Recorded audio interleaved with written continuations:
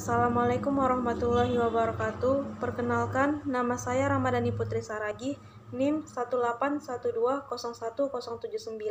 Saya dari KSH 7. Di sini saya akan menjelaskan tentang budidaya tumbuhan langka yaitu bunga bangkai atau Amorphophallus titanium dengan dosen pembimbing Ibu Rida Hatirambe, SHUT MSI. Yang pertama yaitu latar belakang dari Amorphophallus titanium, yaitu marga Amorphophallus memiliki kurang lebih 200 jenis yang tersebar mulai dari Afrika Barat sampai ke Asia tropis dan Australia bagian utara. Indonesia memiliki sekitar 25 jenis atau sekitar 12,5% dari total seluruh jenis yang ada di dunia. Amorphophallus titanium pertama kali ditemukan oleh Dr. Odoardo Beccari, seorang botanis dari Italia pada tahun 1879 di kawasan air terjun Lembah Anai, Sumatera Barat. Amorphophallus titanium merupakan salah satu anggota dari marga Amorphophallus yang memiliki habitus dan perbungaan terbesar dibandingkan dengan yang lainnya. Jenis ini hanya ditemukan tumbuh di hutan-hutan di Pulau Sumatera atau endemik Sumatera. Yang kedua yaitu kondisi habitat dari Amorphophallus titanium. Dari survei yang pernah dilakukan, diketahui bahwa Amorphophallus titanium dapat tumbuh pada habitat yang cukup ekstrim, antara lain pada batu gamping atau limestone, tanah yang telah tererosi berat, ataupun pada ladang-ladang penduduk. Tumbuhan ini sering ditemukan pada tempat-tempat yang agak terbuka pada hutan sekunder, pada daerah yang rata maupun pada perbukitan yang curam. Jenis ini ditemukan tumbuh di habitatnya pada ketinggian 0-1200 mdpl. Upaya konservasi ex situ yang dilakukan pada Amorphophallus titanium yaitu salah satu penyelamatan bunga bangkai dari kepunahan di alam adalah dengan melakukan upaya konservasi di luar habitatnya atau konservasi ex situ. Bisa dalam bentuk sebuah kebun raya maupun dalam bentuk arboretum.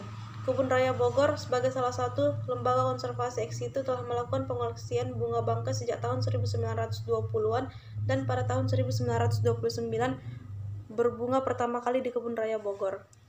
Lama tumbuh dan mekar dari Amorphophallus titanium yaitu jika bunga bangkai ditanam menggunakan biji, maka mereka membutuhkan waktu 20 hingga 40 tahun untuk dapat berbunga.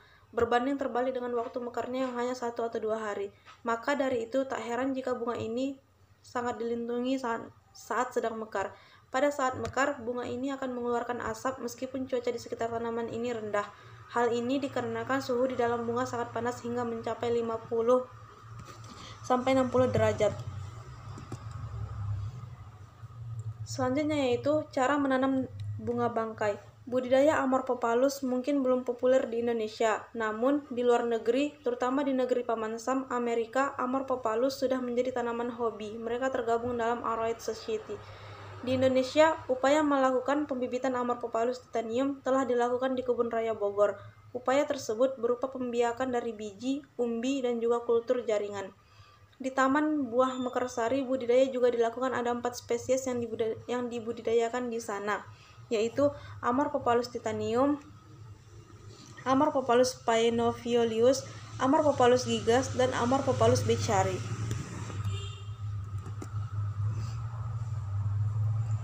Selanjutnya yaitu penanaman. Ada yang langsung ditanam di tanah, ada juga yang menggunakan pot besar. Media yang digunakan antara lain batu split atau batu mineral, kompos, dan tanah yang dengan perbandingan 2:3:1. Bibitnya bisa berasal dari umbi yang dipecah, kemudian disiram hingga tumbuh. Amorphophallus butuh suasana yang lembab dengan intensitas cahaya antara 30-40%. Pemupukan dilakukan setiap 2 minggu sekali dengan NPK. Untuk hama dan penyakit yang kadang menyerang adalah cendawan yang bisa mengakibatkan kebusukan dan ulat daun yang kerap menggerogoti daun. Jika pemeliharaan dilakukan secara benar, maka umbinya telah mencapai ukuran tertentu, maka dalam waktu 7-10 tahun kemudian bunga bangkai akan mempersembahkan bunga. Para peneliti LIPI pun berhasil melakukan pembibitan dengan melakukan penyerbukan silang buatan pada tanaman langka itu. Pembibitan ini merupakan persilangan pertama yang berhasil dilakukan di Indonesia, kata Mustahid Siregar, Kepala PKT Kebun Raya Bogor, di acara HUT ke-196 Kebun Raya Bogor 21 Mei 2013. Mustahid mengatakan, pengembangan bunga bangkai di dalam pot bertujuan untuk membudidayakan agar tidak punah. Harapan kedepannya agar masyarakat bisa ikut menanam bunga bangkai sebagai salah satu langkah konservasi.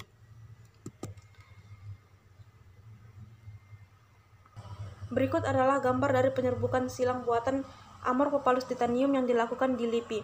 Sementara menurut Dian Latifah, peneliti budidaya bunga bangkai Kebun Raya Bogor, penyerbukan silang buatan dilakukan dengan cara menguaskan serbuk sari ke bunga betina. Setelah itu, tanaman akan menghasilkan buah yang di dalamnya terdapat biji-biji. Dari biji-biji itulah bunga bangkai akan dihasilkan.